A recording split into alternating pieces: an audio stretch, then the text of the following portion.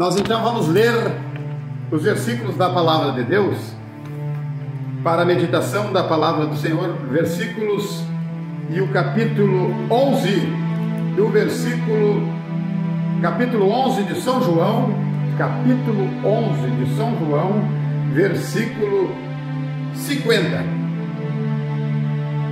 Nem considerais que nos convém que um homem morra pelo povo e que não pereça toda a nação? Amados e amigos, irmãos, ouvintes do programa Novas de Paz, nesta oportunidade queremos meditar alguns minutos com referência a esta afirmação que está registrada no livro de João, do apóstolo João, no capítulo 50, no capítulo 11, no versículo 50, capítulo 11 e versículo 50, aonde Caifás, meus queridos irmãos, Caifás era o sumo sacerdote na crucificação de Jesus. No processo de condenação de Jesus, Caifás era o sumo sacerdote.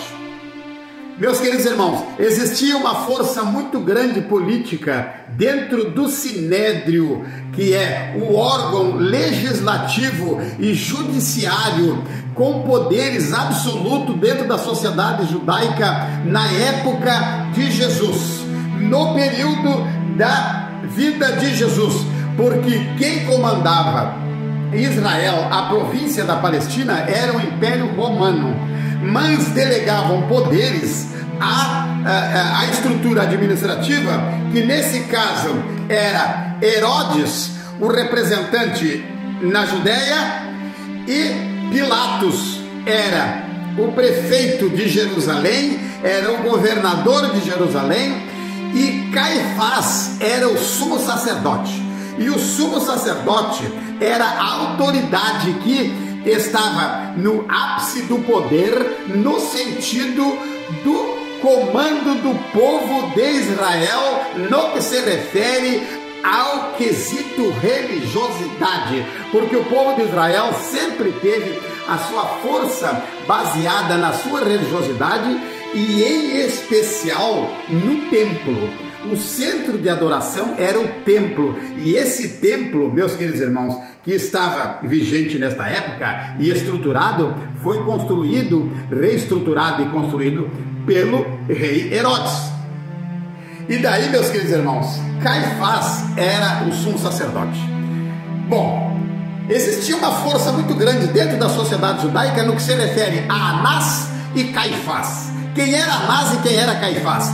Anás já tinha sido sumo sacerdote e exercia uma influência muito grande sobre o Sinédrio, que eram 75 pessoas que compunham o Sinédrio, entre anciões e sacerdotes e o sumo sacerdote, e as autoridades que compunham o Sinédrio eram 75 pessoas, e tinha o sumo sacerdote, que era aquele que fazia a intermediação entre o Eterno e o povo, e ele podia entrar no Santo dos Santos, que foi rompido o véu quando Jesus foi morto.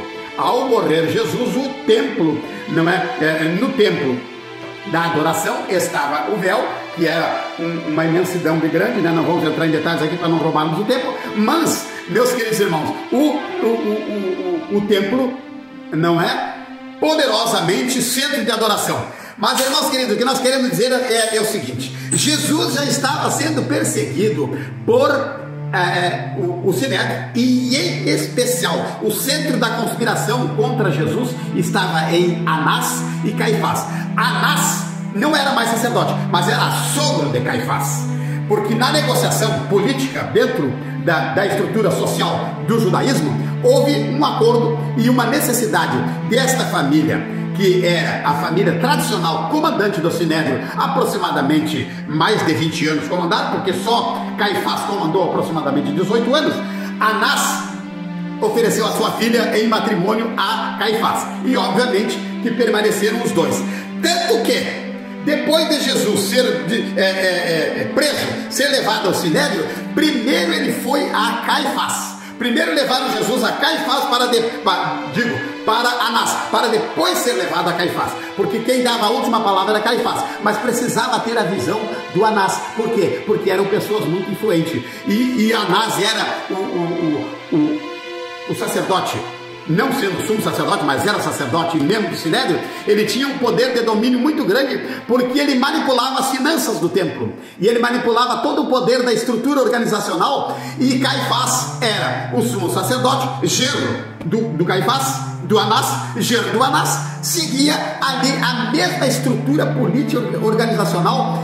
E neste ínterim começou a perseguição de Anás e Caifás, e em especial Caifás, a Jesus, pelo seguinte: porque Jesus ressuscitou Lázaro, e ao ele ressuscitar Lázaro, foi uma perseguição tão grande em cima de Jesus, que já queriam apedrejá-lo e prenderam, que queriam de qualquer forma prender Jesus, tanto que nas negociações o sacerdote Caifás pedia para que o povo informasse onde estava Jesus, porque Jesus se retirou para cercanias e regiões das proximidades de Jerusalém, de toda aquela estrutura, e isso tudo com seus discípulos e com aqueles que lhe seguiam. E ele fazia se retirou das visitas do templo, porque ele já tinha expulsado os cambistas, e essa expulsão dos cambistas se tornou uma perseguição feroz de Anás sobre Jesus, porque Anás manipulava todo o processo de aquisição de animais para o sacrifício, e isso se tornou um negócio muito rentável. Veja só, a família, o sogro e o genro. Veja que coisa extraordinária, isso é milenar, o sogro e o genro comandando a estrutura religiosa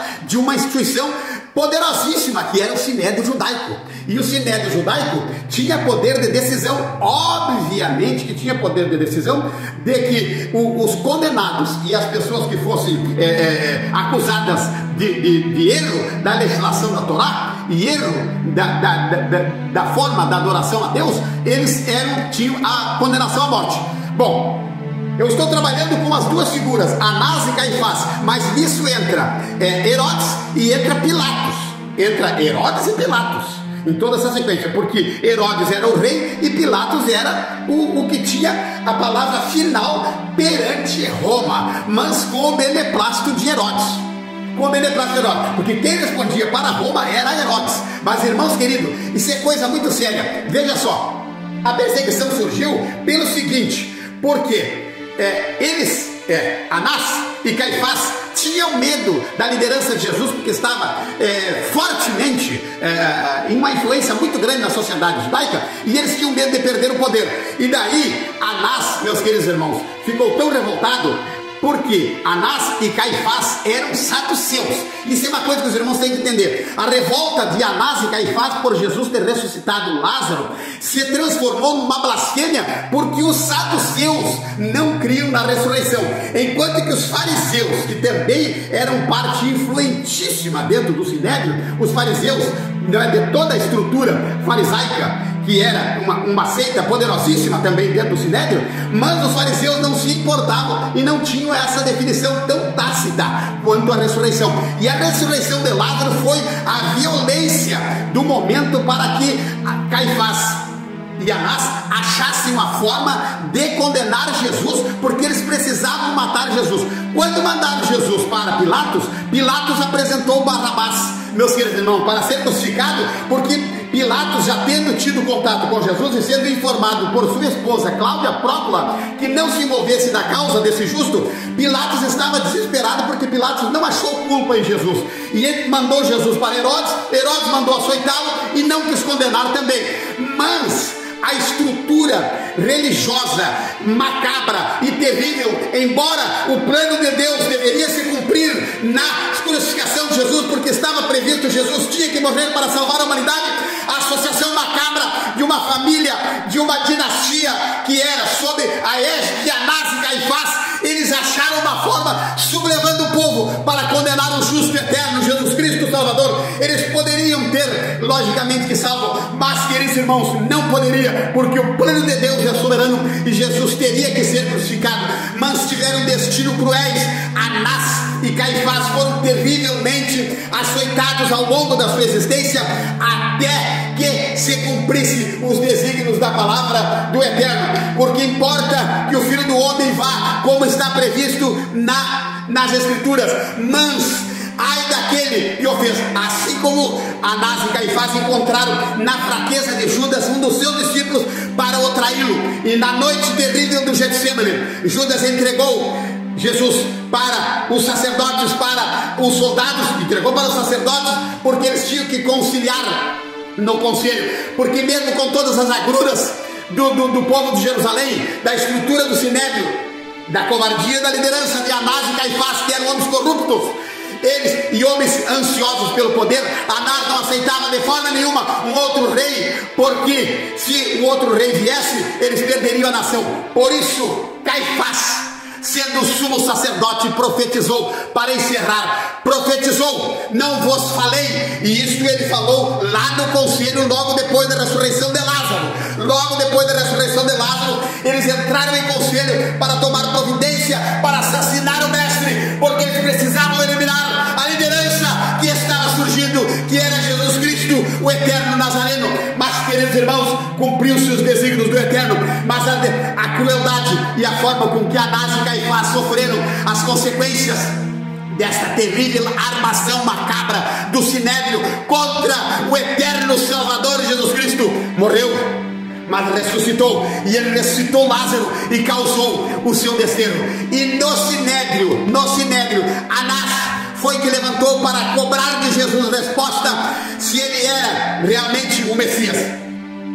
Caifás perguntou, Caifás, sumo sacerdote, levantou-se e perguntou. Isso no sinédrio. Já tinha acontecido outro concílio, outra reunião do sinédrio, logo após a ressurreição de Lázaro. Mas na noite cruel de quinta-feira, aonde Jesus foi condenado e levado à crucificação no Gólgota, Caifás perguntou para ele se ele dissesse que era o Messias. Jesus não disse que era o Messias, mas ele disse: vós vereis o Filho do Homem sentado à destra do Pai. E isto, como ele se classificou como Filho de Deus, e sendo ele Deus, Filho de Deus, para eles foi a blasfêmia. Essa blasfêmia deu a sentença de morte para Jesus. Mas glorificado seja o nome do Senhor, glorificado seja o nome do Eterno. Sentença de morte, mas sentença de vitória para aqueles que o aceitaram Jesus. Nesta semana da proclamação da paixão eterna de Cristo por nós, receba Jesus como teu Salvador, meu amado irmão. Receba Jesus. Ele morreu por ti e ressuscitou, e Ele está ao teu lado para ser o teu Salvador. Querido e amado irmão, nesta semana chamada Semana Santa, a Semana Santa pela Igreja Católica Apostólica Romana, mas é a semana da paixão de Cristo, que foi o amor máximo dele por nós. O amor máximo de Jesus por nós foi o culminar da sua sentença pela família macabra de Anás e Caifás. Anás, nos interesses econômicos, que não era mais sacerdote, não era mais sumo sacerdote, o sumo sacerdote era o seu genro, e esta estrutura organizacional familiar perdura-se por milênio. Mas, queridos irmãos, tudo está nos desígnios do Eterno. Seja louvado e bendito o eterno nome de Jesus.